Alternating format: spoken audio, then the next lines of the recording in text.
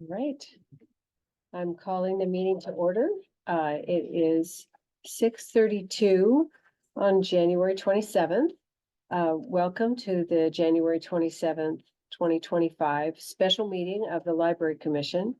This is a hybrid meeting with commissioners, city staff, and members of the public participating in person at the Menlo Park Library in accordance with public health guidelines for in-person meetings and the public participating remotely. First, we'll start with the roll call.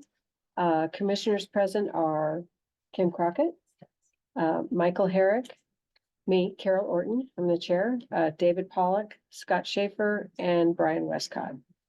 And staff present include behind me, Library and Community Services Director Sean Reinhart, Assistant Library and Community Services Director Nick Shegda, Librarian Nora Mercer, Library Assistant Stephanie Shan, and Library Assistant Juan Quinones. Welcome, all of you. Thank you. Nick will be helping facilitate the meeting. Nick, would you please take a moment and provide instructions to the commission and members of the public in attendance on how the meeting will proceed? Thank you very much, Chair Orton. For members of the public who are attending this meeting virtually and wish to provide public comment, after the chair calls for public comment on the item you wish to speak on, please engage that raised hand feature at the bottom of your Zoom screen. For those who are calling in from a landline or cell phone, please press *9 to raise your virtual hand. Members of the public attending remotely who wish to speak, please take a moment to make sure your first and last name are updated on Zoom, or you can provide your name and the spelling as you are called to speak. Public comment will be heard in the order received and is limited to 3 minutes in length. For members of the public attending in person, there are speaker cards available on the table behind me there. Please complete one, turn it in before public comment is called for the item you wish to speak on. If there are a large number of public commenters, the time limit may be adjusted by the chair in order to allow everyone a chance to comment. When your turn for online public comment has arrived, staff will unmute you. And with that, I'll return the meeting to the chair. Thank you. We're going to start with the presentations and proclamations. First, we have a presentation from library staff on library statistics. Staff members Nora Mercer, Stephanie Shen, and Juan Quinones will make the presentation. Right, let me pull this up first. Patience, please.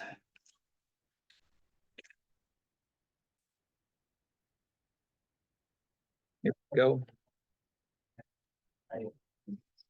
So this presentation tonight is on library statistics and what the data tells us. Just a reminder for the commission, this is a series of presentations that library staff are making to the commission.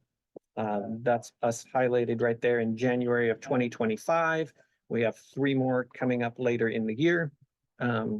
Just a note that we did push back the sort of Library of the Future one from May to June of next year. I get to start off with the sort of general screen, which is sort of why do we do this? Other than we feel like we should. There are good reasons to collect data. It helps us evaluate our meaning the library's needs for resources. It also helps us evaluate how well we're doing, whether we're meeting our goals, fulfilling our mission, and it's a best practice from organizations in the library business, IMLS, Institute of Museum and Library Services, and the California State Library. With that, I will turn it over to Mr. Quinones. Could we introduce ourselves so that they feel better?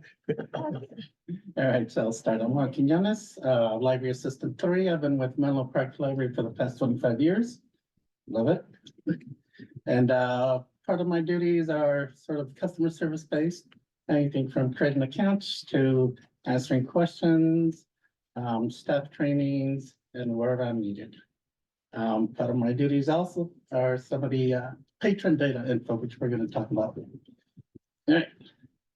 Nora Mercer, I'm a librarian too. I manage all of our electronic resources, so our ebooks and databases and those kinds of things. I'm also the person that fills out the report annually for the state library, so I know a lot about our numbers. I am Stephanie Shen, I'm a library assistant 3. And my job duty is process all the incoming new material to get them ready to put on the shelf. And also do some mandates. All right, so our first slide here, patron data. So this is basically the community we serve. So it talks about how many people live in Menlo Park, age groups, languages spoken at home, and so on. So all of this data is derived from the US Census, and we have the links at the bottom, which are also provided through the city's webpage, and those links are right down there. And then we can go to our next screen. All right, so as far as the library, 70% of residents have library cards with Menlo Park. So that's a pretty good number. And we wish that number to keep increasing. All right, so out of the 70% of Menlo Park, or I should say Menlo Park itself has 28,000, close to 29,000 accounts that we have. And out of those 29,000, that's the pie chart on the right side. So the 100% pie chart, it says 82% is city residents, and the other 18% are non-residents. So basically, Menlo Park is part of a system in San Mateo County called Peninsula Library System. And we all offer cards to our residents. So every library jurisdiction does that. And whenever somebody from outside of the county comes in asking for a library card, we will basically take ownership of that person and make them our patron. So that's what the non-resident, so the 18% are just people not living within San Mateo County that Menlo Park has taken. All right. So then from there, from the 82%, the Bellhaven Bayfront area has about 3.2% of the accounts. We're hoping to increase those numbers. And that's pretty much it. So you can go into the next one. About collection data, the circulation data is an important factor for the library programs. And we collect circulation data monthly to help us evaluate different area, the status of different area. And you all have end of the year report of 2024. As you can see, we have the most left column is the main library stats. The middle one is Bellhaven stats, and the right column is the combined. The circulation in 2024, we have like over 400,000 physical items checked out, and almost 200,000 online items circulated. Those like an ebook and e-resources. We also have over 36,000 items checked loan to the other library, Peninsula Library System. And we borrow about 46,800 items from other libraries. And combined, the main library and Bellhaven Library, we have over 113,000 physical items in the collection. Residents with library card borrow average about 17 items per person in 2024. Slide. Next slide. This slide is about Bellhaven Library before and after the opening of the new building, BHCC new building. 20% of city of Menlo Park residents live in Bellhaven Bayfront area. As you can see in this chart, the old location, we have about little less than 7,000 items in collection. It's about 6% over the total collection. Compared to the new Fairhaven location, we have over 8,500 items, and those are all new material. And it's a 75% over the whole total collection. And the number of items in the Fairhaven Library collection increased 123%. Just a quick aside, that percentage of collections circulated, that's a little ratio that we use, number of items divided by number of circulations divided by number of items to give us a little, we call it the turnover ratio. It just gives you it doesn't mean that every item is circulated, but it's kind of a back of the napkin stat to see how well a collection or certain segments of a collection are doing. Yeah. Okay. Oh, no, if you No, had more that's to go, I'll go back. Yeah, I just want to mention, there's a little line at the bottom is the reference for, give you the number for the main library circulation over the total collection is 371%. The reason the number is much higher than Fairhaven is because the shelf space and also foot traffic. And the other thing is the item is holdable. So it can be held by other places at the library or anyone. And if it's Menlo Park resident, they get the book first. So, which is next slide. Yeah, the next slide. I'll talk about the next slide. So the next slide focuses mainly on the new Bellhaven branch. So when that site was built, we promised the community that they're gonna have a browsing collection, which meant that there was gonna be books for them anytime they went into the library. So they were gonna get first dibs, and we weren't gonna loan those books out to anybody. We had to come in, check out the book. So what we found out is that that's a great idea for the first few months. After that, not so much, because your collection starts to become stagnant. So things don't move, the people have read what they want to read, now they're looking elsewhere. And there's a problem with that, which I'll explain in a second. So the downside is that the collection isn't moving. We can't buy new things if we don't know if they are things people want, since they're not really moving. It's a little harder to understand what the needs are. And one of the biggest downfalls of that, which Stephanie was sort of touching on, is that Bellhaven, since it's a browsing collection, that means that we don't loan it to anybody else, not even Menlo Park Maine. And that has a drawback within PLS, because those patrons that place holds that live in Bellhaven Bayfront are not on a priority list for that book or the item that they're requesting. So basically they'll stay on there until X library decides, or the system suddenly says, oh, they need the book. So in order to sort of fix and remedy this issue, the staff is sort of preparing to look at what sections of a collection we can loan out. So that's something we need to look at and decide. And once we do that, then it tells PLS they are loaning, therefore they can have as well. So Yeah. even though we're Menlo Park, the Bellhaven patrons don't get our books either. Because it's a computer PLS that says they're not loaning, so it doesn't matter who you belong to. Right, it's not as favorable if you're not loaning, and Right. the idea is to encourage the libraries to loan and share.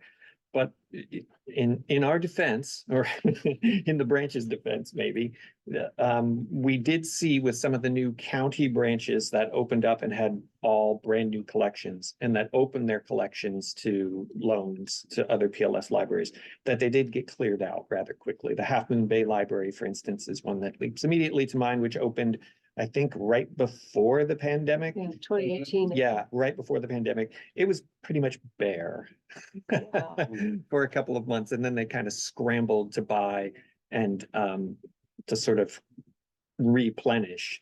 But if you fill a collection, fill a library with a collection of brand new materials, you know, those are in demand, and Right. that's great.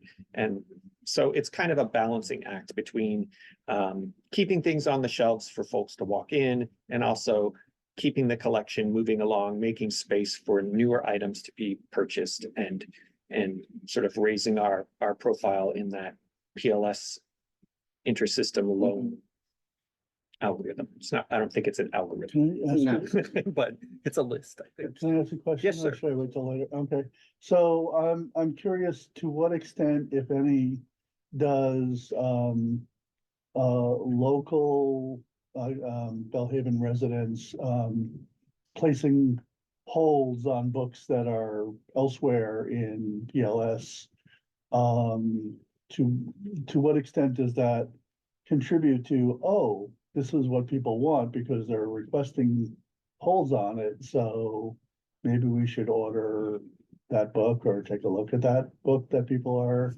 asking We for? do run reports, of what's called a high demand hold. So that tells you what people are looking for, tells you Mhm. what age group the book is for. And that also tells you where they want to pick it up within Menlo Park. So that's one tool we can use. So there's, but my question is specific to the challenge with Bellhaven residents and trying to understand what they have demand for. Mm, So my question is very specific about what other, is a hold, a mechanism that is being used in that case, or what other ways are you, what other tools are you using to better understand what Bellhaven residents might want or will want Yes. in the future? Short answer is yes. Okay. I mean, All those right. holds, that high demands hold report that Juan was alluding to do show here are Bellhaven residents who are waiting in line for an item. We own it, and here's how many people are waiting, or we don't own it. And Right. so we use that to purchase. Oh, okay. Yeah. Mhm. Yeah, that's my question. So- Thank you. Just to make sure I understand correctly, if someone in Bellhaven wants a book that's not physically at their library and they request a hold, it's not gonna get filled because their library branch isn't loaning correct. out. Are they aware of this? Well, it's not that it's not going to be filled. It It's just won't just, be filled right away. it's just if it is an item that is in high demand, that has a long waiting list on it, They'll be They're not- waiting a long they'll time. be waiting longer Longer, than if yeah. the branch were loaning items out through Okay. hold. And It's are kind- Are the people, are they aware of this fact? But I don't think it's been an issue because if, as Commissioner Pollack said, if Mhm. people are putting a lot of holds on something and it's not on the shelf, Yeah. we'll keep buying copies Mhm. and to make that hold list come down for our customers. So I don't think it's Mm. been an issue yet. okay, I sort of late for clarification, as promised to the community, the browsing only collection, I think this seems like an unintended consequence of Mhm. something, so, I mean, can we revisit with them? Because I don't, like, to your point, I don't think they realize that there's a limit placed and restriction on the library use in the books and Yeah, I definitely don't. an unintended. I don't think the consequence is that dire, maybe than what we're saying that it's, I don't think the algorithm is not like, it's not like ignoring Bellhaven holds at all. It's just that when it has conflicting holds for the same item that's not at Bellhaven, the Bellhaven gets sort of depreciated a little bit. So if a Bellhaven customer and a Menlo Park Main customer and a Redwood City customer were all vying for a particular book that was not at any of those three libraries, then the Bellhaven person would be third in line for that particular book. Yeah, I think they should be made aware of Yeah. that, yeah. but It's an also it algorithm sounded like thing. the other unintended consequence you are looking at, and that is that there's some stagnation because some books aren't moving the way that they would Right. if you loan them to other libraries. Would that be right? also Mm. a reflection of the fact that, I mean, I noticed 3.2% That's part of it, yeah. are cardholders in the Bellhaven branch, or the Bellhaven residents only comprise 3.2% of As far as what we can Menlo catch. Park. Of library Library. card holders. Is that right? That's correct. Because Yeah. that's something that That's a So big there are disparity. there are several factors. So, wanting to kind of fence off the collection, make it available for the neighborhood when we open this new Mhm. branch was sort of primary. And that's something that people from the community told us that they wanted when we yeah. were doing those surveys pre-opening. We want the new hot books. We want them to be there when we Mhm. come in. So it's just, we make adjustments like this all the time with our collection, and it's Mhm. just another Yeah. set of adjustments Yeah. that we're gonna make. Yeah. Good questions. Yeah. Thanks. Excellent question. Thank you. Thank you. All right, back to me for a slide. So, so starting to think about how we compare to other libraries, and this is some of the work that the commission is doing themselves, but we do this work. Why it's important to sort of benchmark ourselves against other libraries, to know how we can improve, to know how we could do our jobs better, to know what other libraries are doing, and to know whether we are doing enough of certain things. So there are a couple of tools that we're investigating. We use other things, but a couple of sort of more formal ways of measuring ourselves against other libraries. And Nora is going to talk to us about those. Yeah, so the first of the two tools that we looked at is Library Journal Star Libraries. It's the Library Journal Index, better known as Star Libraries. This is a national rating system designed to recognize and promote America's public libraries, to help improve the pool of nationally collected library statistics, and to encourage library self-evaluation for their FAQ. It collects data from the Institute of Museum and Library Services annual survey, which we fill out every year. Every library in California fills out every year. Most libraries in the country fill out every year. But it only looks at 5 of the statistics reported in that report: library visits, circulation, program attendance, public computer use, and Wi-Fi sessions. It then puts libraries into comparison groups, but based only on budget. Our group is budget 1 to 5 million, which is a huge range. There are over 1,000 libraries in our group, and it does not account for different economics state to state. So our budget numbers are not necessarily going as far as that same amount of money in a different state. So because the group is so big, we narrowed it down a little bit, and the full explanation of how we did this is in your packet. But we found 8 libraries that were closest to us in budget and population that we felt were the best one-to-one comparison. And there's a short version of the chart on the screen, but the full version of that comparison in your packet. What we found is that we hit pretty solidly in the middle of them. We're number 120 overall in our group, which is pretty good, actually, of 1,000 libraries. Of those 8 libraries, though, we are the only one running 2 branches. So we're working harder than some of those people. And then, so they rank all the libraries in the group based on those 5 data points that they look at, put that into a proprietary algorithm that they have not shared with the public, and then they name the top 30 libraries in each group star libraries. And that gets published in Library Journal whenever they do it, which is usually every couple of years. Next slide. Can I ask what the library budget is now that we have 2 It was branches? on that slide. It was? actually. Yeah. Yeah. It's So 30. it's still, though, that's the same budget after we've had a second Well, branch, the- like, that's our as I- budget with both Let me go through branches. the next slide and it might answer your question. Yeah, So the current Library Journal ranking is based on data from fiscal year 2020, which was a different time entirely.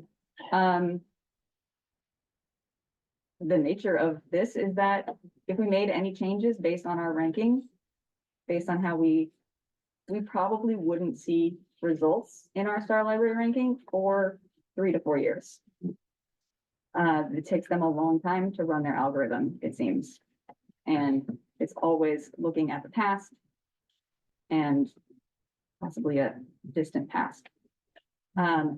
if we did want to make changes to up our ranking, some of the things that, based on general trends that we saw in the rankings, and areas where we were a little below average, we would need a higher budget and more staffing. We would need to bring back desktop computers. And we would need to eliminate some of those sparsely attended events that we have, a lot of our teen events, a lot of those very culturally specific events. But we are still evaluating whether those changes would actually add value to our service to the community. And by Library Journal's own admission, service outputs that they measure do not reflect the quality, excellence, effectiveness, or value of services to the library's community. So there's a whole big long quote from their FAQ that's in your packet. It's like a paragraph long, so I won't read it. But by their own admission, this is not an objective or complete picture of how well the library serves the community. It's just how well it does these 5 specific things. Mhm. And that, Quick question, this might be too specific, but do they account for the cost of living? No, So. only the Mhm. actual just, number of budget. Real number. So if you noticed, if you go back one slide, some of those libraries in our, even when we narrowed it down, some of those libraries are all over the country. Right, We had a very similar budget to that one public library in Illinois. I think that our money is going quite as far as Illinois, the same amount of money in Illinois, just based on. no, yeah, I mean, I know for a fact Guilderland just happens to be where I grew up, and I know it's a lot less cost of living, Yeah, so. yeah, Well, so I'm also Yeah. curious about what was his total FTE staff, that's full-time, right? full-time equivalent. So Full-time what we did equivalent. was we pulled the hours of our full-time staff and all of our hourly staff, and we divided that by, Mhm. Okay, that was my question, because I know we do have a lot of part-time staff, and I wondered if that, yeah, so but they're it the hours. still is quite a bit lower than, It's it's significant. the lowest of all of them. Yeah. With 2 Okay. branches. Yeah, Mhm. Yeah. Yeah, the way that we report full-time equivalent staff is that okay, we count our actual full-time staff, and then we run the numbers of how many hours all of our part-time staff worked and divided by. yeah, that's something. 2080. What's the full, is that the full-time equivalent, Sean? 2,080 hours, yeah. Yeah. So, To Okay. get a number. But that You get a factored- number you that gives you an factored in- the equivalent, point- so. My point being, you factored that Yeah. in, so that Yeah, shows. That, really- that 25 FTE should include the hourly staff that we had at the time. Mhm. Question, I guess it's on, it's on this side.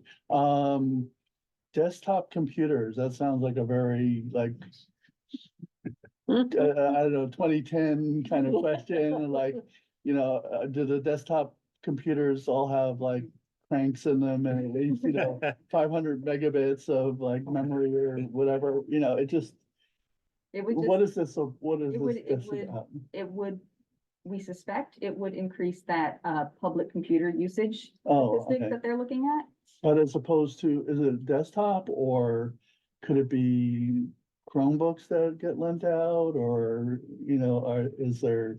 Well, the numbers Any way in to parse that? the report with our current ranking are based on when we had desktop computers. Yeah, and like, but how many people, still use desktop computers versus would appreciate the loaners versus, young Yeah. people Well, versus we- older people who want the desktop and. The thing, I think to answer your question, we do have those. Yeah, We I do have have it all, laptops and but, Chromebooks that we loan out. So to increase. but is and they're that, very is popular. that definition? Is No. desktop- No, okay. that It wouldn't count, is wouldn't It wouldn't count. No, count, it's- yeah, And, just doesn't have a crank on And you it, just wonder if they will change the criteria, because right? a lot of libraries that we're visiting are phasing are out also phasing desktops out and they're desktops, having all right, yeah. laptop, Yeah, yeah, loaners. we are maybe ahead of the curve, but I don't think Yeah. we are alone in phasing Yeah, out yeah, got it. desktop computers. So then what our question Yeah. is like related to what can we do to like turn the knobs of like, are they talking?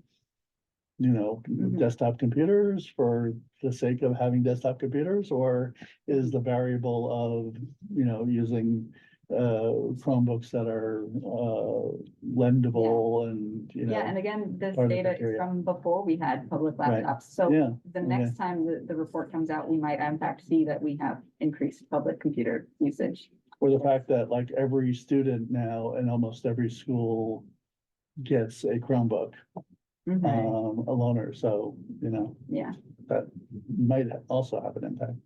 Yeah, we don't get to pick the criteria. yeah. But, So but, we just have to, the and they do change it. insight to it. Yeah, Yeah, change it and they from do time to change it. In Yeah. fact, that one of the things which is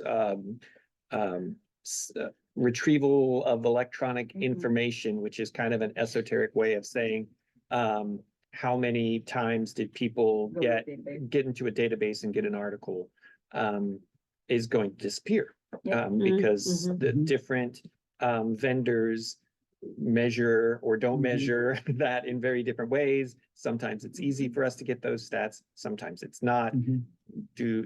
Is that something that really is helpful in benchmarking a library? If you have enough money to subscribe to a lot of databases, Mhm. then maybe you'll get more. You know, so hopefully this doesn't sound too much like whataboutism. We're not trying we're not trying to go, oh, if only, but we are trying to give you some background information about what could be useful and what is not useful maybe in these.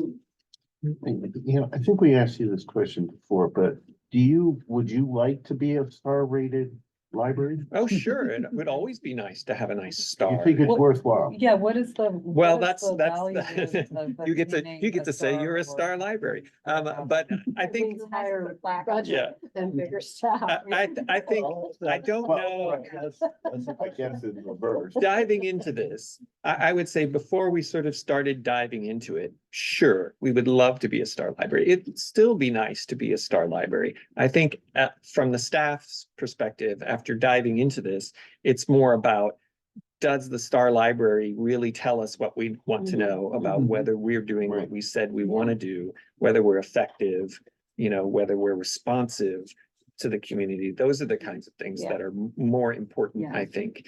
And that's, some of that is you know, is stories, maybe. It's not necessarily statistics. You can tell a story with statistics, but Mhm. some of the sort of nitty gritty about whether a library is really effective might be anecdotal. But, you know, in Library Journal's defense, you have to pick something to Mhm. measure, Mhm. and you have to pick something that almost all the libraries do. And in fact, they throw out outliers. Mhm. So if for some reason you're like way up here in your group, meaning you're super effective at something, they go, well, that's an outlier, and they'll just toss you out of the ranking because you're you know, you're a statistical anomaly. I mean, it could be that you're padding the statistics, but it could also be, well, maybe you're just really fantastic at library programming. So you know, that you, Yeah. I think I think, and I'm jumping ahead a couple slides, but I think both of these tools, Star Libraries and the benchmark tool, are very useful. It's just you have to understand them a little more Yeah. to know what how to use them and how to apply them. I would say, I don't want to take an axe to library programs and things just based on what a Star Library ranking says, because I would be worried about what that would do to our service to the community. So just my 2 cents there, and Yeah. my editorial in the middle of the Yeah, presentation. but Sorry. yeah, Thank you. our questions are not like, you know, cut and dry, as opposed to, is it worth it to try to outsmart the algorithm or kind of tweak it? And because like, yeah, looking at like desktop computers, eliminate sparsely attended events, get more money, you know, it's all like, duh, but you know, can you do things around the edges that kind of, you know, make you like, you know, potentially can get you a higher ranking without. I think so, much but heavy lifting. I don't think there's enough sort of those nibbly improvement Mhm. things that would boost us from 120 to 29, because or 120 to 30. To Mhm. go up 90 places, it would have to be Yeah. a significant change in those 5 things that they measure for the Star Library. I guess that was sort of my question about the budget, Mhm. now that we have the Bellhaven branch, we must have a higher budget for the library, right? We do, the city council approved 6 positions. Three positions, we got half, we got half. And, Okay. and one of those was a library position, so we got one more full-time equivalent. That's And it. we did get a fair amount of materials budget, so for stuff.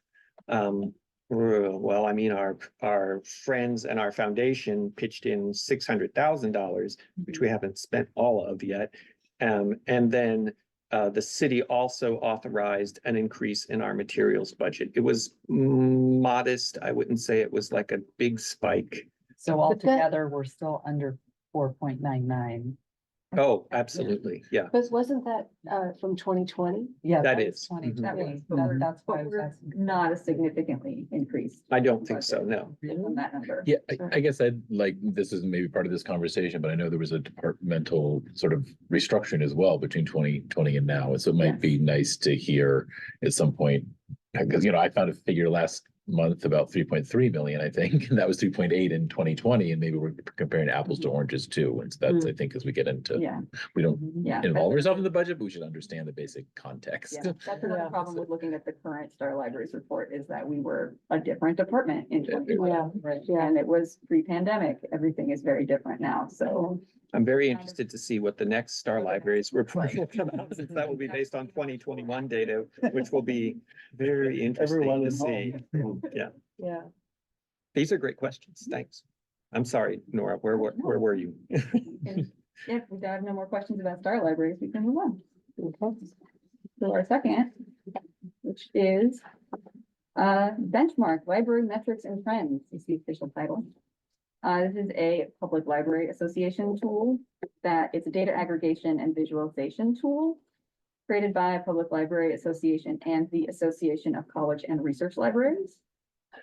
So this tool pulls data from multiple different sources, that same IMLS survey that the Star Libraries looks at, as well as an annual survey that the Public Library Association puts out, and the US Census American Community Survey. Unlike Star Libraries, this adds libraries to comparison groups based on demographics and not budget. So the group that we are in is comprised of suburban municipal libraries with a service population that is less than 75% white and greater than 35% college educated. Very specific. And there's only 161 libraries in this group. So it's a much smaller group. National, and this is nationally. And this is nationally, yes. But the tool also provides the ability to create custom comparison groups. So once we figure out the kind of clunky user interface, you can build a group, so we could compare ourselves to say those 8 libraries closest to us in the Star Library group, or the other Peninsula Library System libraries to measure ourselves against, instead of those 161 randomly assigned libraries with similar demographics.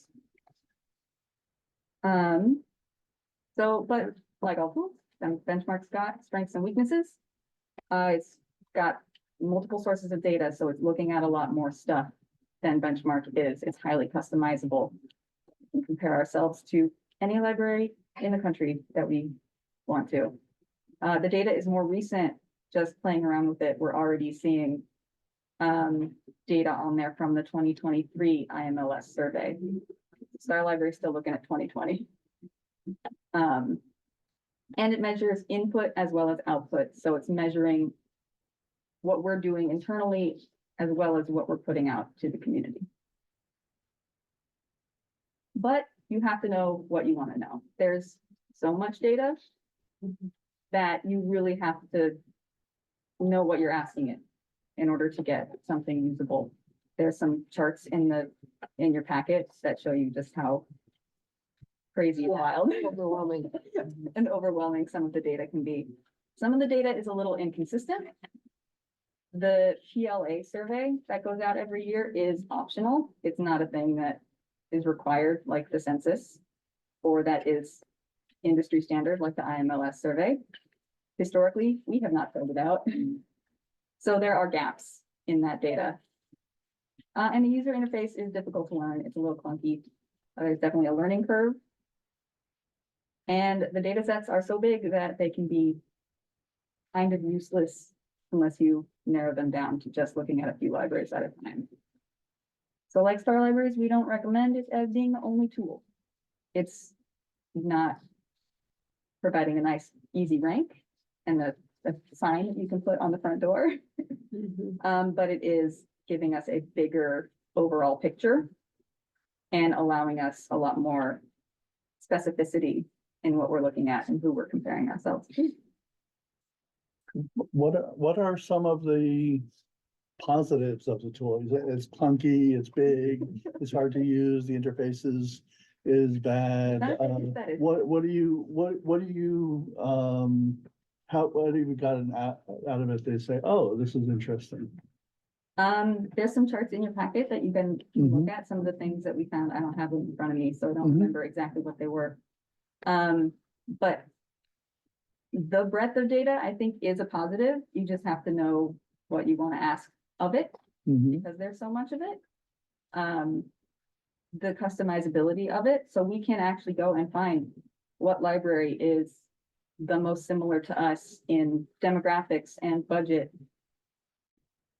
and cost of living and whatever else, and compare ourselves one-to-one to them if we wanted to. So if you wanted to, but is there anything out there that you got into the database and found a positive to date? I couldn't name a single, like a specific thing off Or the if top of my you head. like, It's looked been a up and while. said, oh, this is interesting. you know? We, we looked at a lot of what was out there. We've only done preliminary evaluations of these tools. Oh, okay.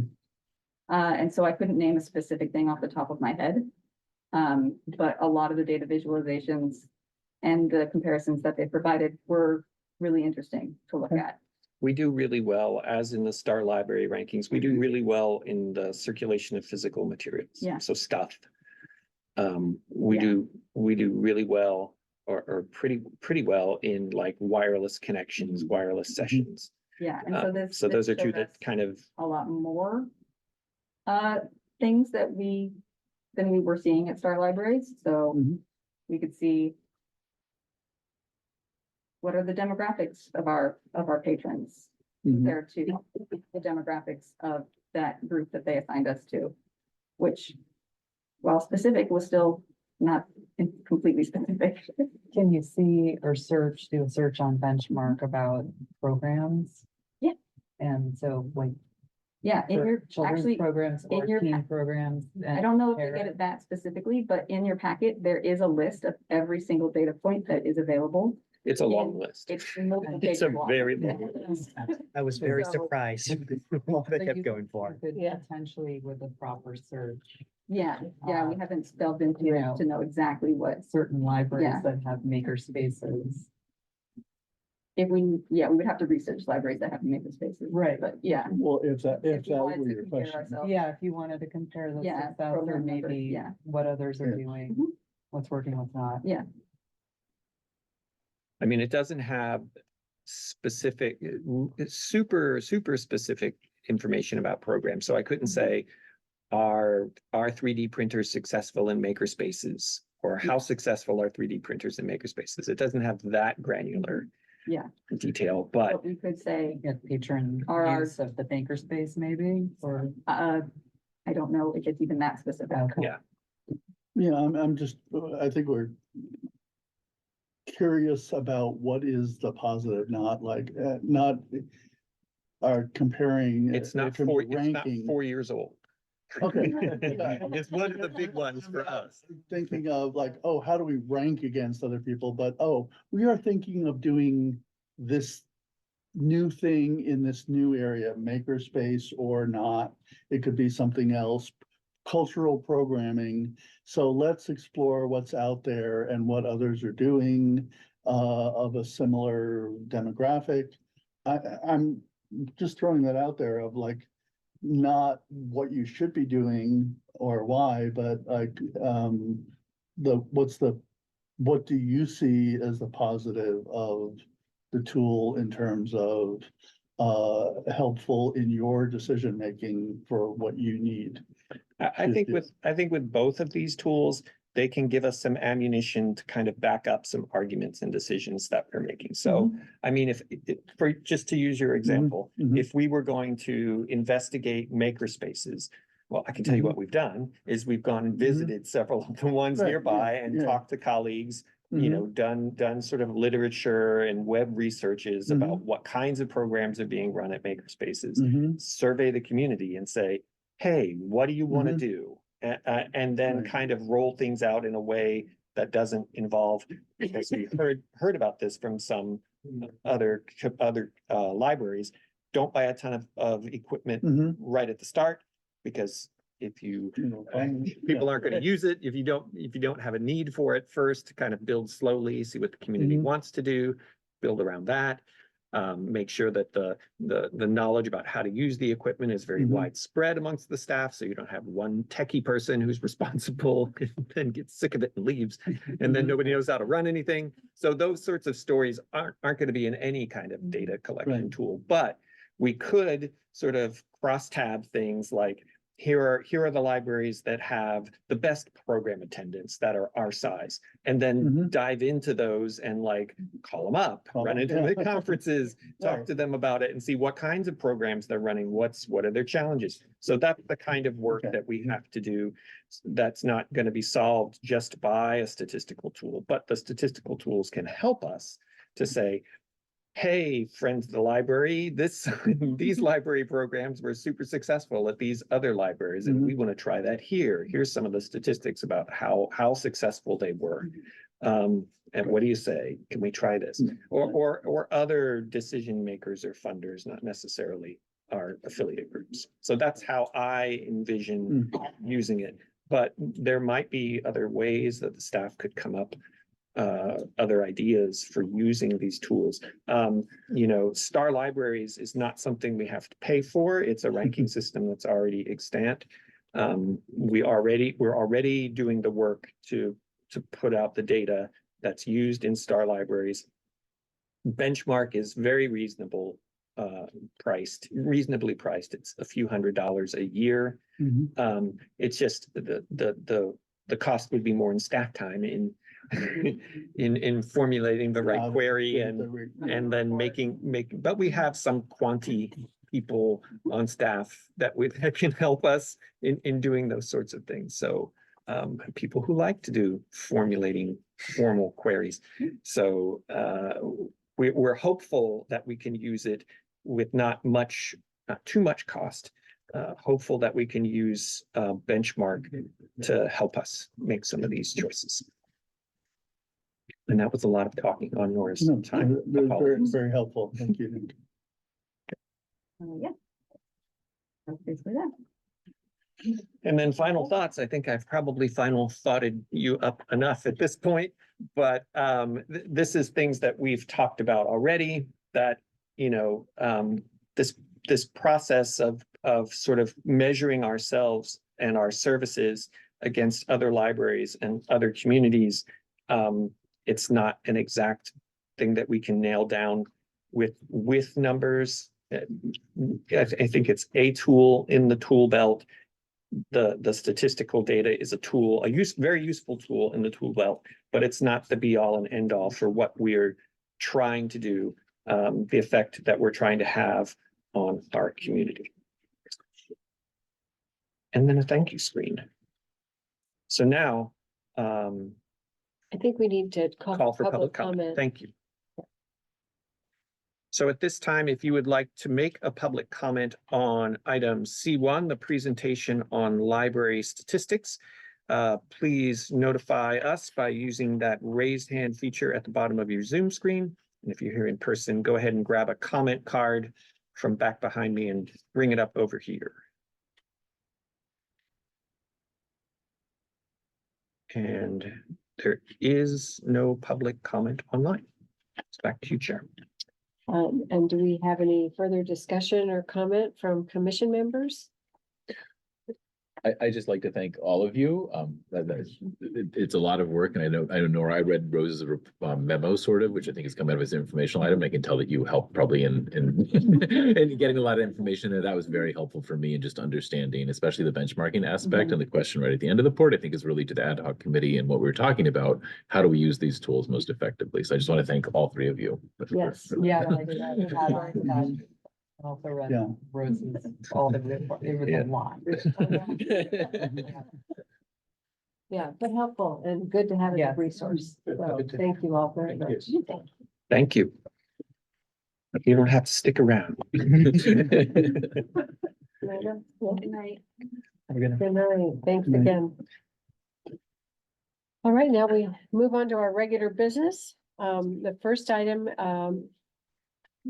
under regular business, Library Commission considers recommendations from city staff on policy matters or administrative actions that require Library Commission approval. And we'll start with business item D1, which is approving the minutes from the November 25, 2024 meeting and the December 18th, 2024 meeting, jointly with the Parks and Rec Commission. Nick, do we have any public comment on this item? At this time, if you would like to make a comment on item D1, approving the meeting minutes from the November 25th, 2024 meeting and the December 18th, 2024 joint meeting with the PRC, please use that raise hand button at the bottom of your Zoom screen. Dialing in, press *9. Here in person, fill out a comment card and bring it up. Please. No comments online? Is there any discussion of the minutes for those two meetings? And would anybody like to make a motion to approve the minutes? I'll make a motion to approve. Would anybody like to second?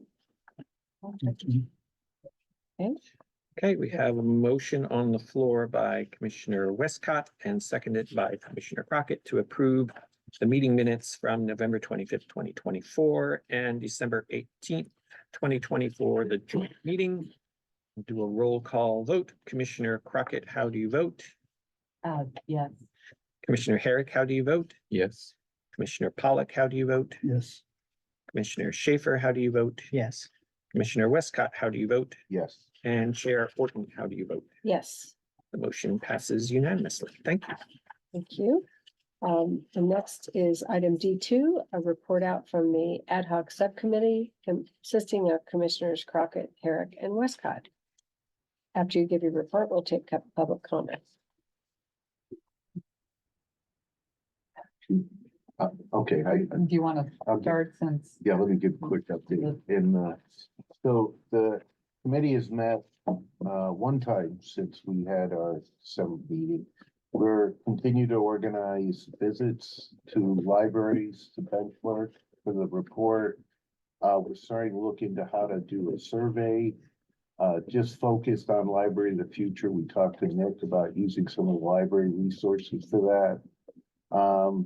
We continue in the spring to look to what we're calling exploratory focus groups with different members of the community to get input. All of this is to get input into what we'd like to do is summarize in a report and support, and as a commission as a whole, we're saying that report should be presented to the city council in August. So.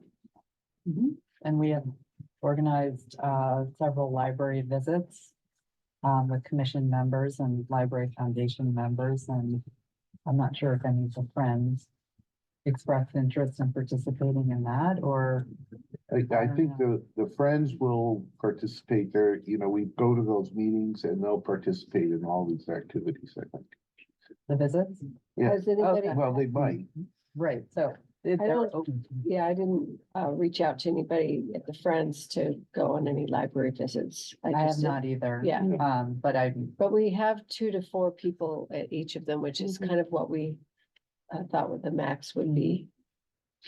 I did talk to the friends about being part of a focus group just with the friends. Mhm. So we'll probably do that with all different constituents, so. yes. That should gather a lot of information. And we are trying to compile all the information. I have to thank Carol for being an excellent memo writer and researcher.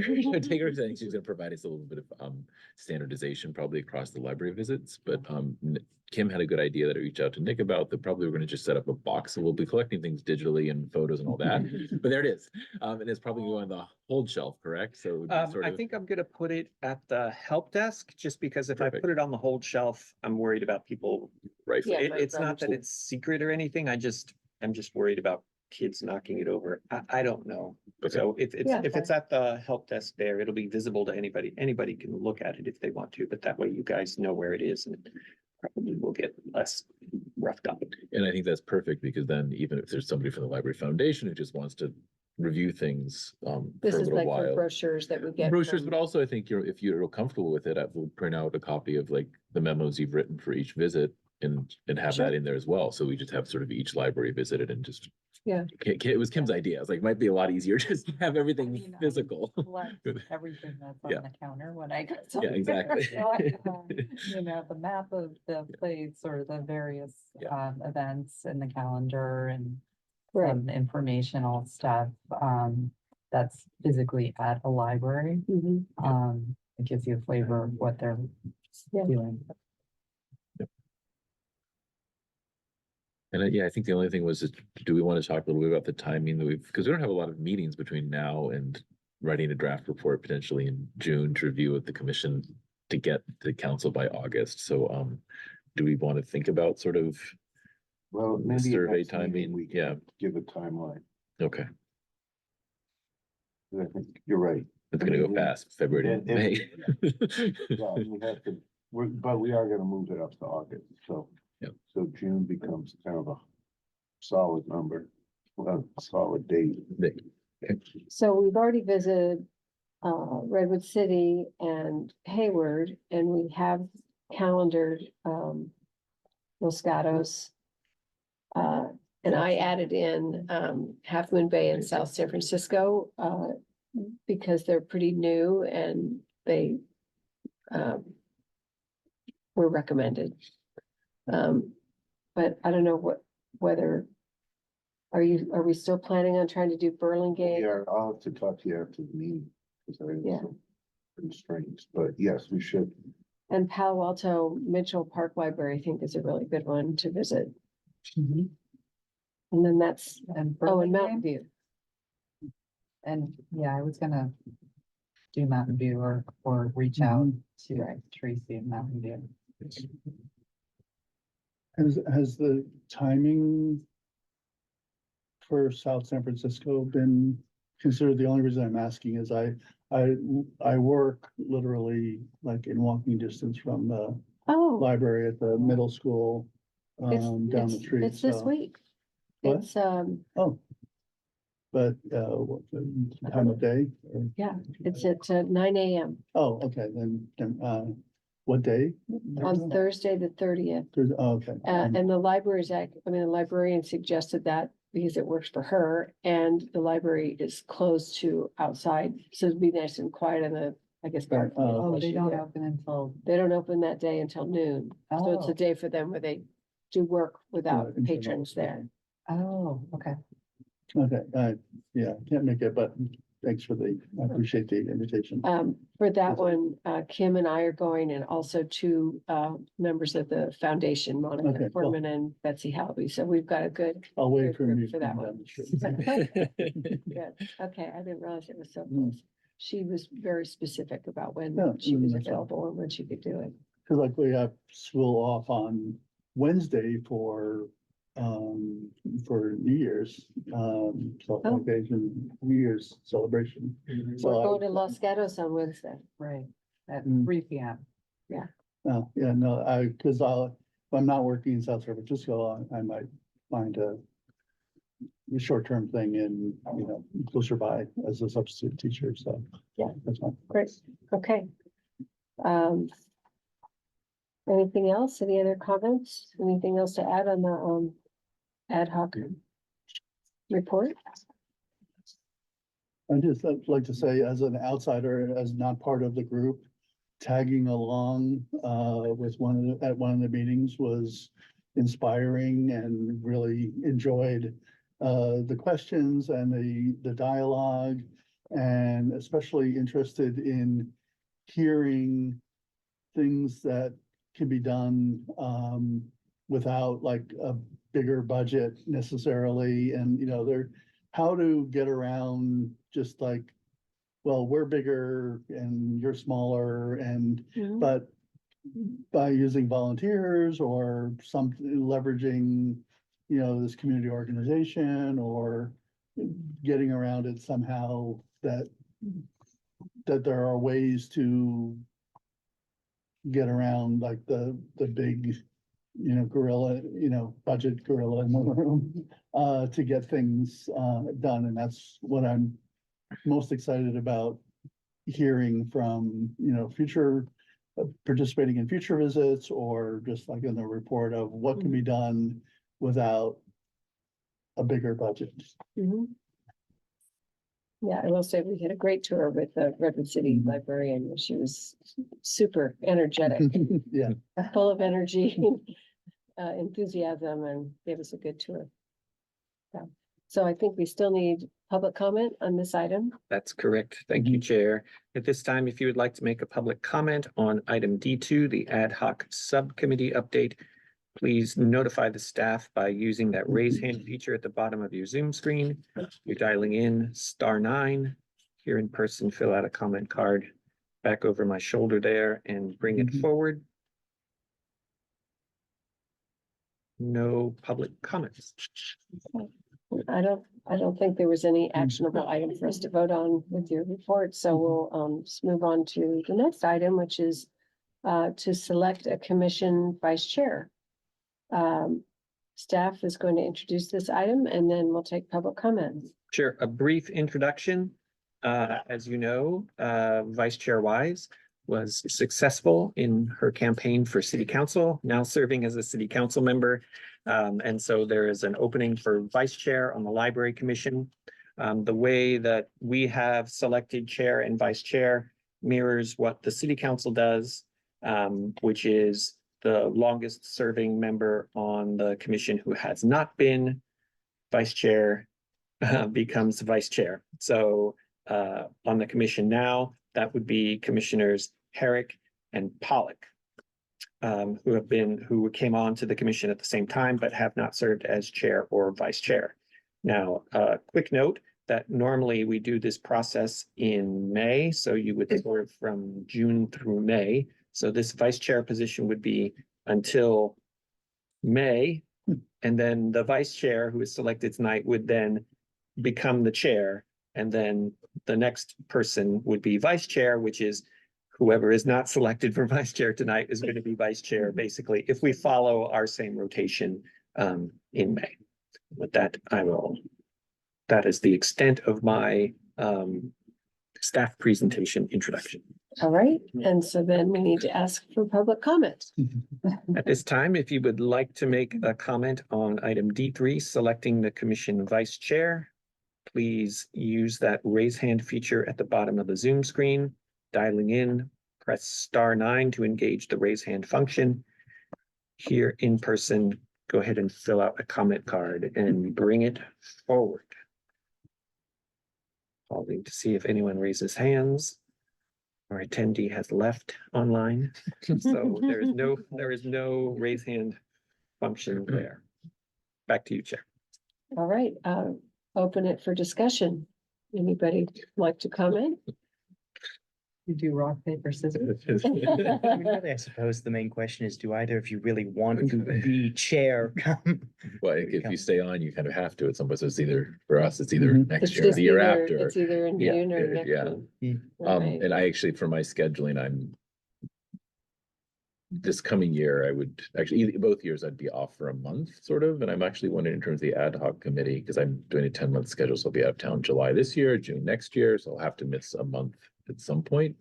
But I guess how hard and fast is I don't want to put pressure on Carol here, but how hard and fast is the May deadline? Would it be possible to amend a vote to say if you'd be willing to stay on to the end of July? I think it would help with the ad hoc committee work as well, because I don't think, Is that an option? is that even an option or? I think so, yeah. I mean, this isn't the governorship or the presidency of like. January 20th is the You can as a commission, it's just the sort of convention that Yeah. at this point in the convention. year, it's kind of so that we have a system set up. But yes, you can make exceptions to So that the- if you'd like. we'll It is just not, make it is sure not I'm- written into like a city council Mhm. procedure Right. or city code or anything. Right.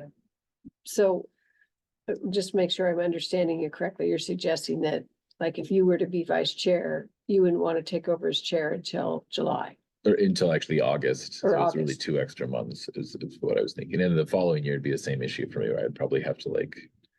Yeah. Duck out early as chair or Mhm. or whatever. I mean, on the And this is on the good. other hand, Yeah. that the chairs can be absent, and that's why we have Yeah. a vice chair, is because the vice Exactly. chair will run the meeting or do whatever is required in their absence. So that's why we have a chair and a vice chair. And the other thing I'm thinking is, you were keen to get on the ad hoc committee, so if. We could sort of step switch into- roles Yeah. basically, or something like that, if I were to do Yeah. chair this year and then. Yeah. And that would work maybe well, considering how much. I'm fine with any of that if you Yeah. two have worked this Yeah. out, that Does that- for schedule. Yeah. Do you want to do it this coming year? Because I'm willing to do it this year, just because I know my schedule this year. Well, out. yeah, we were both like, like the Spider-Man meme, so I don't have an opinion this year or next year. I defer to Michael and he's like deferring back to me, so I don't know, we can flip a coin or whatever, whatever. I'll do it in the coming year, because I think I Okay. get it, and Okay. I'm with this ad hoc stuff, I feel like I'm dialed in. Mhm. Yeah. Just, and as long as, and sounds like you're very willing to be flexible and. I'm willing to be Mhm. flexible. I'm coming to the meetings. The only meeting I know I can't be at is in September. Okay. Because we have travel that's been planned for a year. But other than that, I plan to be here every time and I'm also happy to sub in for you on ad hoc committee when you move to. That's what I the was, chair. that was the main thing I Yeah, was that's the thinking, yeah, main- because yeah. then you'd be vice chair, so we'd have that would be covered as more. just- Yeah. Okay. So did you quite, is that Nick? I got it. No, we don't have to put all that in the motion. No. Yeah. I think I hear the motion was to select Commissioner Herrick to serve as vice chair. Now, right, yeah, And and I'll eventually, I'm in the bullpen. Exactly. Yeah. and looks like Commissioner Crockett made the motion. I'm sorry, I'm taking your job. No, I got excited. All this talk of chair and vice Okay, chair, it was a Commissioner bloodless coup. Crockett moved to, I move to have Commissioner Herrick be chair, Vice chair. vice chair, Vice chair, sorry. effective effective immediately. now. Mhm. And there's a second. I'll second the motion. All right, thank you. All right, so we have a motion to select Commissioner Herrick as vice chair made by Commissioner Crockett, seconded by Commissioner Schaefer. Commissioner Crockett, how do you vote? I vote yes. Commissioner Herrick, how do you vote? Yes. Commissioner Pollock, how do you vote? Yes. Commissioner Schaefer, how do you vote? Yes. Commissioner Westcott, how do you vote? Yes. And Chair The Orton. library will be closing Yes. in 20 minutes. Motion If you have passes anything unanimously. you'd like to Thank you. Check out, Great, please thank bring you. it to the front now. Restrooms will be closed in 10 minutes. Okay. Well, we're moving on now to informational items. These are items transmitted to the Library Commission and staff's effort to provide an update on matters of importance to the commission. Informational items are not action items. However, a commissioner, city staff member, or a member of the public may request to make a comment or ask a question on any of the informational items. So the first one is, I think we'll just do public comment on each rather than all at once. However you would If like. That's okay. Yep. So the first is the Star Libraries and Benchmark staff report. So we want to start with public comment on that one. Sure. At this time, if you'd like to make a public comment on item E1, Star Libraries and Benchmark Report, please notify staff by using that raise hand feature at the bottom of your Zoom screen. *9 if you're dialing in to raise your virtual hand. Fill out a comment card and bring it forward if you are in person. Seeing no hands raised. So. Just very quickly, it was a lot, this report was staff's attempt to sort of give some more uh, information about the information. So there was a lot more detail in that report that that Rose wrote. And so it's there to help you sort of show what sort of informed our thinking as we were making the presentation earlier. Can I just ask a question? Absolutely. I didn't print out everything today because it was 140 pages. Exactly. But I seem to recall that I believe it was the benchmark report, there was something that happened with the Redwood City Library that got it excluded from the report. And I was just curious what the numbers were there, because I think it said there was some kind of anomalous. I thought they didn't put in some of the. It was, and let me see if I can turn it up for you, but I think it was, Yes, that is. It's this, with the red marking on it. Due to inflated program attendance stats. right, which is Oh. a bit of And missing scuttlebutt information. that I've heard about from some of the, I was going to not name names, but talk about it if necessary. Yeah, so I think there was some quibbling about how certain attendance stats for certain programs were reported. Got it. Mm. And that they were considered outliers because of how far out of what the norm they were being. Okay. reported. Okay, Thank you. good catch. Okay. Any other call outs or questions on that? I would send my compliments to Rose. She did a really nice job of that memo. Agreed. Yeah. It's taking a lot of, well, it was very librarian.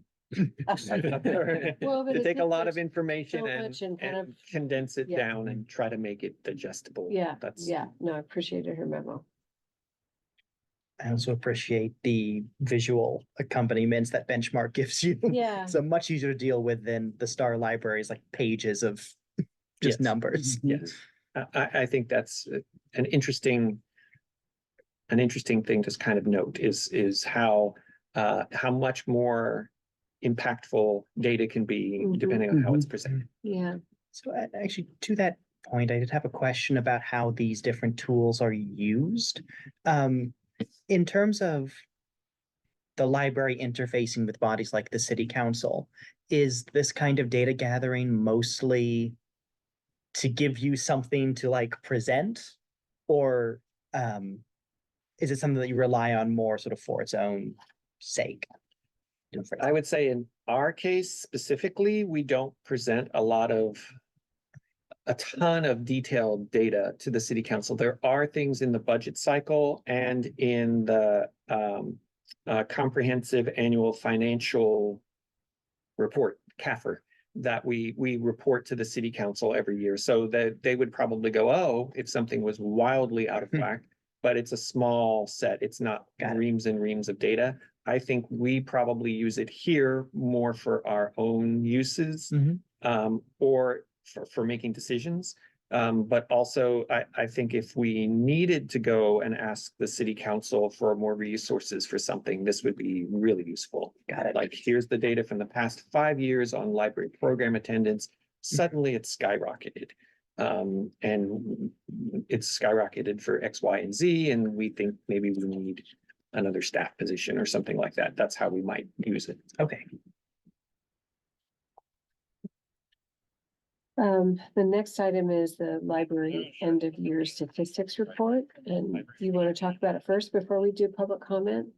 Sure. Again, this was another report that we sort of were wrapping up the year, and there's been a lot of questions among staff, amongst the commissioners about what is the impact of the new branch? How does it compare to the old branch? We don't have a full year over year set of stats, but we figured the end of the year, it's 6 to 8 months, They open in May. 6 to 7 months Yeah.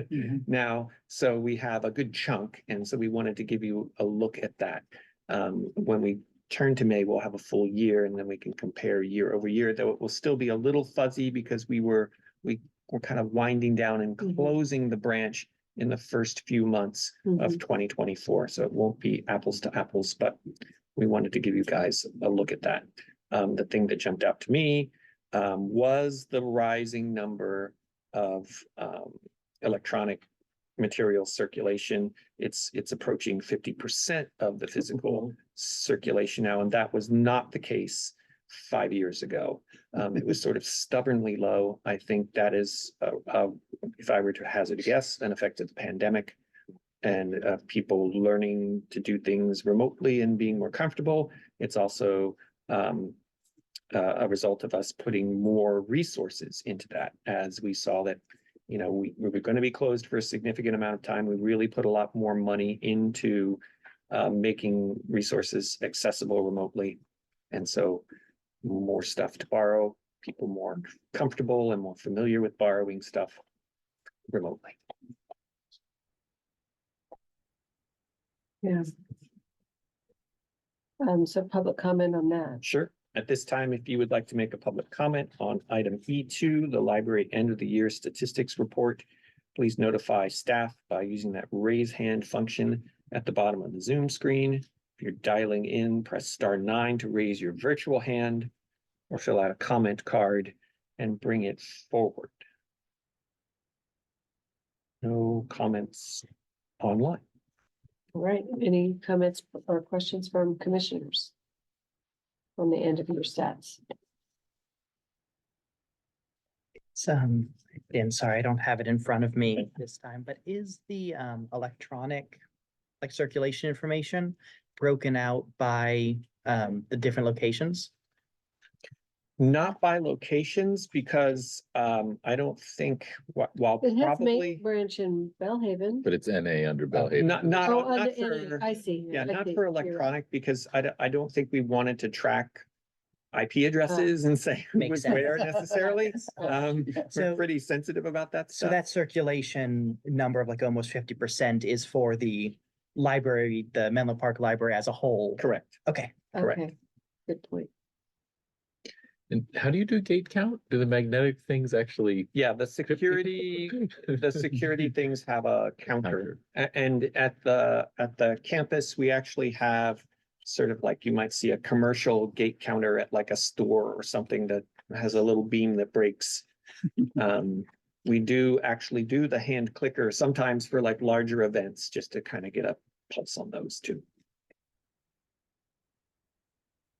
Like, I remember that my son runs in and out 10 times. Well, Yeah. It's, I think over a year Yeah. that sort of stuff smooths out, because there may be, we've had problems with the gate counter sometimes here at the main branch where it stops working or stops transmitting. So, but we do the best we can. It's important to know sort of foot traffic. It happens at events here. I mean, I see people come out, you know, there's a storyteller and then they come out and they get some ice cream or something outside, and then they go back in for more activities, so can understand that. It doesn't count twice, though. It only counts. The once. library will be I think it closed. balances the in and out. If Yeah. you're working on the laptop, please start saving your work and shutting down. Restrooms Okay, I are think now we're ready to move on to the next item, which is the City and Library Community Service Department mission statement and values. So we'll start with the staff report before we get public comment. Sure, just briefly, some discussion and some thinking with members of the ad hoc subcommittee to sort of give some idea of what the department and the city's guiding philosophies are around service to the community. So that's what this report came out of. And so we kind of pulled together, the department doesn't have its own official mission, vision, and value statement, but you can see some of those statements that we pulled from our most recent budget document, I think kind of serve as those.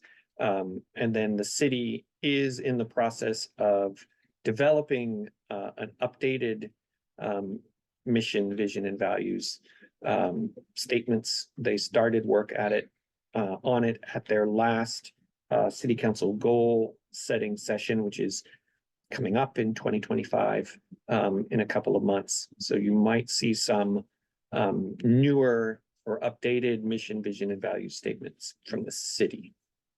But we pulled together the ones that we could find and hope they were useful. Great. And public comment? This time, if you'd like to make a comment on item E3, City and Library and Community Services Department mission, vision, and value statements, please use that raise hand feature at the bottom of your Zoom screen. Dialing in, press *9. Here in person, fill out a comment card and bring it forward. Seeing no comments. Commissioners, any comments? Questions? I just have a question about the city's process that it's printed from some existing statement. Do you have any idea? I mean, I don't read it as a mission. I read it as like the city staff will want to do their jobs well. But do you know how old that is? That they've My referenced? recollection is it's probably, I'll take care of that one, Maureen. Sorry, excuse me. My recollection is it's probably 8 to 10 years old, but it gets a little fuzzy because the city's mission, vision, and values statements are not published sort of prominently, like front page of the website or anything. We had to dig a little bit to find them. And where we found them was in their goal setting from last year, but also found them in this document that was more about city council procedures and things. It's sort of an introduction to the city council procedures. So that's where we found them. So whether those are, I mean, those are not in bronze on a plaque somewhere. So it's, but that's the best we could find. Yeah, I just want to thank you For for them. that because it is good to have a guiding principle or a mission statement when we're trying to do work to meet the residents' needs.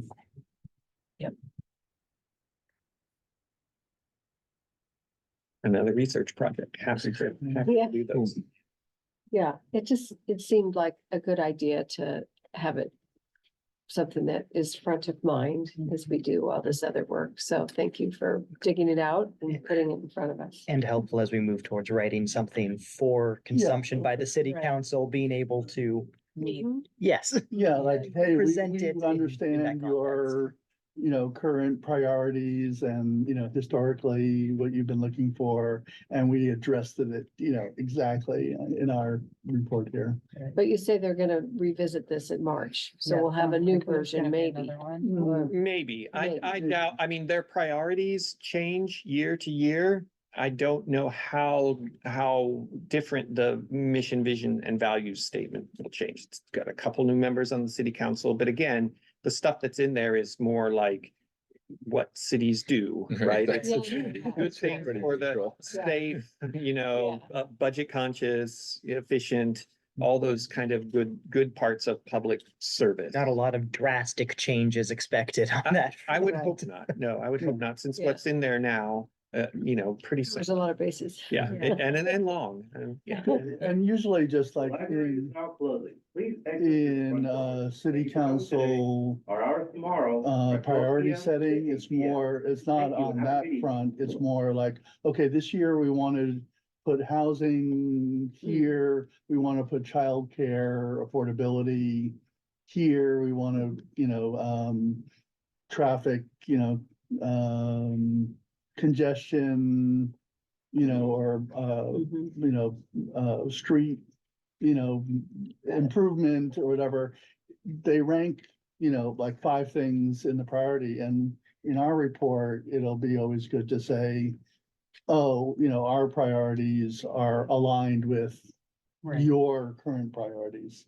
Not, there's ways to Mhm. figure out, okay, Totally, we yeah. can, community building and building bridges, is our priority. Whatever we need to get better funding from, Mhm. based on our understanding of what the priorities of the city are.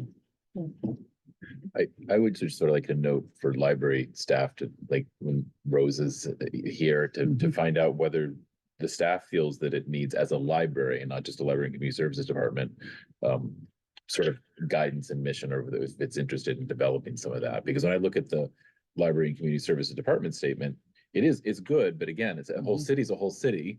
And I know the Mhm. school district seems to have, it's easier for them, right? They educate kids and they're all between the ages of 5 and whatever. And so they're able to come up with like mission and value statements that then Mhm. fold into their strategic planning and all that. But the library also is a little more specific than the whole city. So there could be an opportunity, or it could just be a terrible suggestion, but I encourage you, Nick, for you to work with. I don't the think it's a staff and terrible ask them. suggestion. Yeah. And it I might think be- it's always good to have some common understanding about what our goals are and Yeah. what we're doing here. I think it helps Mhm. sort of align everybody and keep everybody pulling in the same direction.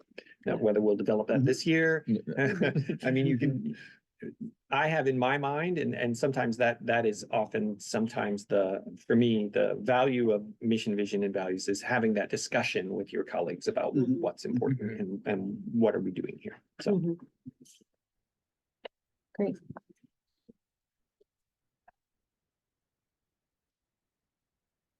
Let's see, I think we're at, E4, Library and Community Services Department Statistics and Recent Activities. Correct, just this is our monthly, we're inundating you with Yeah, statistics this, so many. this month, but you can see how those monthly statistics feed up into these larger year-end reports. Yeah. Also included, something that I like to look at is the suggestion box, responses, questions and responses, just to give you a different kind of data set. Here's what people cared about enough to write down either online or on a little card and drop it off for us. They really want a bathing suit spinner. A bathing suit They have spinner been asking for that for months. Is Just want to is- point out. a big thing. I did see a couple of mentions about a library internship program with, high school students. And I think that's such a wonderful idea. It's great. Yeah, we did have such a program in the past, pre-pandemic, and that may be what people are remembering. I think in general, members of the public are interested in having opportunities for youth to get involved in the library. And we do have the teen advisory group in the library, which is growing, which is great. The librarians have done a really good job. Ella Hadrovich has done a really great job in building that back up. And we do have the teen advisory group, which is a more sort of formal teen advisory body for Parks and Rec Commission. But we do get teens who are interested in the library on that. Do you teen have a advisory group. role, or was there a role for them to actually work at the library and do the?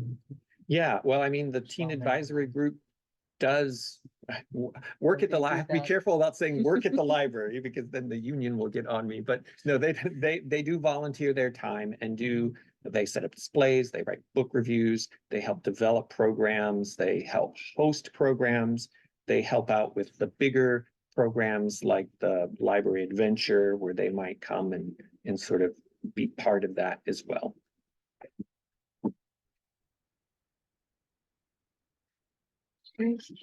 Thank you for sorting the table. I didn't notice the baby suit spinner because you sorted the table by alphabetically the way we requested, so thank you very much. All right, we still need to ask for public comment on that item. At this time, if you would like to make a comment on item E4, the Library and Community Services Department Statistics and Recent Activities Report, please use that raise hand function at the bottom of the Zoom screen, dialing in *9 here in person. Fill out a comment card and bring it forward. No comments online, no comments in person. How about from commission members? Any further comments or questions on the statistics and recent activities report? No, okay. Next is our tentative agenda calendar. Just gonna pull it up here for you guys. Give me a moment. I would say that. Well, I don't know, I guess you need to comment and then we ask for public comment and then I can. My comment is, take a look at it. You can see this meeting was pretty full, so we did bump our makerspace user policy to February. It's looking a little sketchier further out, but you know, it will fill up pretty quickly. The ad hoc subcommittee report will be there. Okay, that was what I was gonna say. yeah, Every, you could absolutely, put that yeah. down in a bullet point every month because that And is then always gonna happen. Then just to note that next month as well is going to be a fourth Monday meeting because of the third Monday holiday. So Mhm. February 24th instead of the 27th. So when you get that cancellation notice, Mhm. believe it, but don't forget that we're going to meet the week following.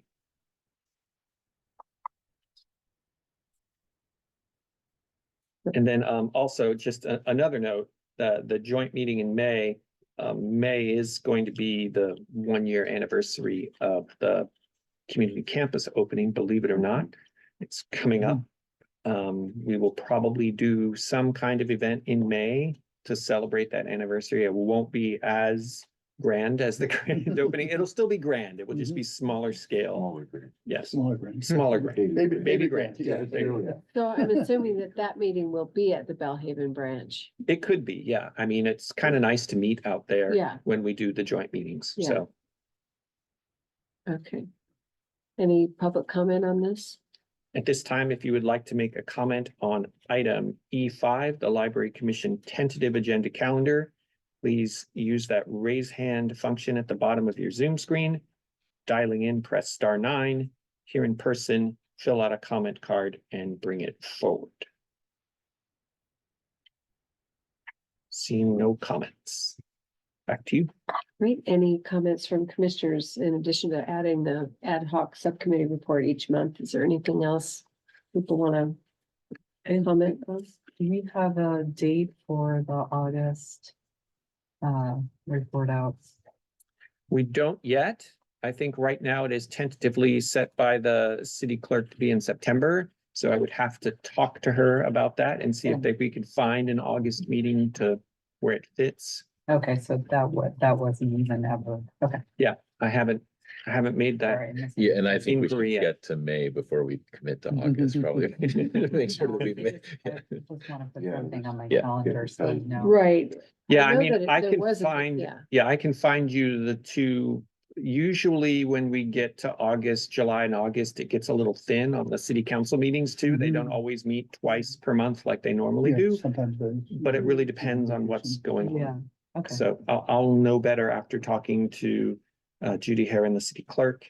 And then she'll probably know better as we get into And if it February, March. doesn't happen, that it changes and it is September, what was that date? Do we know that? They didn't, They I don't know, I'm just looking at this memo that you gave us about recurring agenda items that happen Right. every year, so we would know kind of what the cycle is. And I had put some arrows because it seemed like everything should be moved up a month, but compared to how we did it last year. And some of this, we're just into May, but some of the activities that we have here, you know, usually in May is when we select the chair and vice chair, but so I guess Mhm. we actually will formally do that Yeah. in May, Right. but Actually, on the official Monday planning board for the city clerk, none of the commission presentations are set. None of them have been nestled into a specific month yet. but it would mean, just if you go back to that memo that was an attachment at the October meeting. The meetings that aren't yet on there are, you know, we'll be working on a Traditionally. work plan. Yep. Traditionally, we Mhm. work on the work plan in the Right. summer, and then we have a couple meetings where we do that. When we work on it, and then we recommend it, and then. we That's give the a- normal cadence. And then we Yeah. give, Yeah. and then the third month, we give a progress report on what the last year's work plan was and how we met the goals of it. Mhm. And then the next meeting, we submit the new one. That usually nobody Mm. goes to that one, but the Yeah. city council Yeah. approves it or. Or has questions. Or has yeah. questions Mhm. or edits Yeah. it, like I think last year they took childcare off of our Right, list. Mhm. right. And so we didn't, that was not on our list, to-do list anymore. I also have an international trip in September. Mhm. So Oh, okay, That's why I'm asking. yeah, My sense is that since we're being proactive and preemptive with the clerk and city council, I think more so than other commissions might be. So I think if we just go in with a position, we'll probably get it granted. I'm just feeling good about it. Yeah. I can't promise, but that's been Yeah. my experience is they've Yeah. been pretty flexible. Yeah. So, okay. Ask one question about the unscheduled future topics, the review of library survey collection tools. I know, Brian, you've spoken with Nick. Do we need to discuss that in February, do you think, and get up on the agenda, or is that just something that the Well, ad hoc probably do committee it in could, February. Yeah, we're gonna talk in our group soon. but maybe just make a note Should be for on the Carol and agenda, Nick. then maybe. Yeah, for on February. to add to February, the survey tools, which the ones review. that we have and which ones Exactly, if that's- might be Mhm. available for the ad hoc Mhm. subcommittee to use. Well, we might in their even work. have to speed that up, but we'll talk. Okay. Cause when are you putting out your The survey? general department, and then Yeah, we haven't developed it yet, so it was spring, we've said, around that time. yeah, Right, but we wanted to do ours, a small one before, as we said. But okay, so your spring is April, May, that's, yeah, June? April, May. Spring is- June sounds like summer to me. Spring sounds like April, May. Spring, I'm. Well, and if people are going away, are already out of So, school. yeah, and- so we should, yeah, we'll get on. it. okay, Okay. So February, March, I mean, we have tools that we use.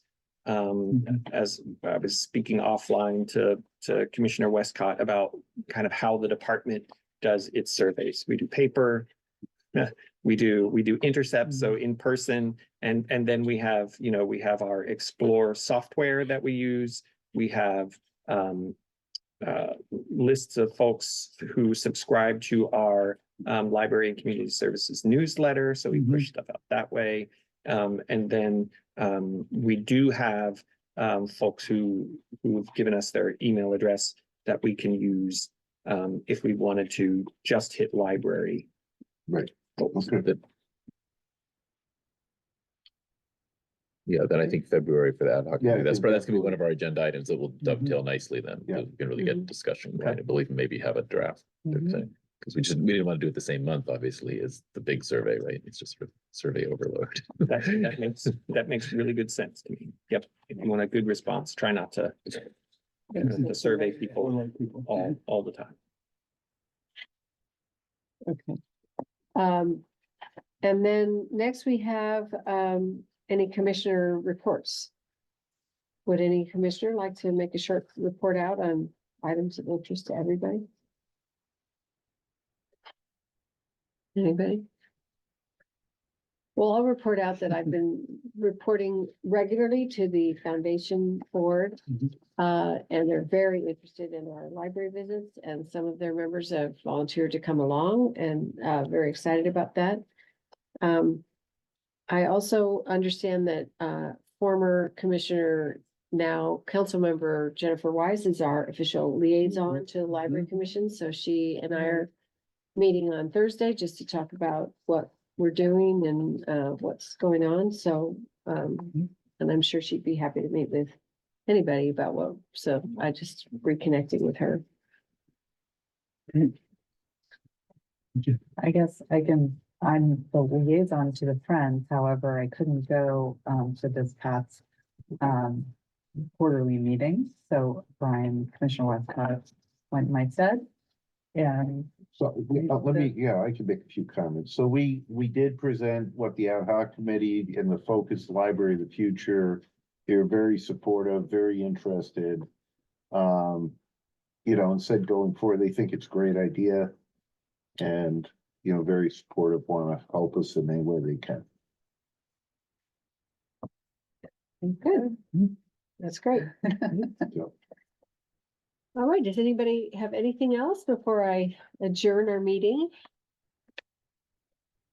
All right, it is 8:11 PM and the meeting's adjourned.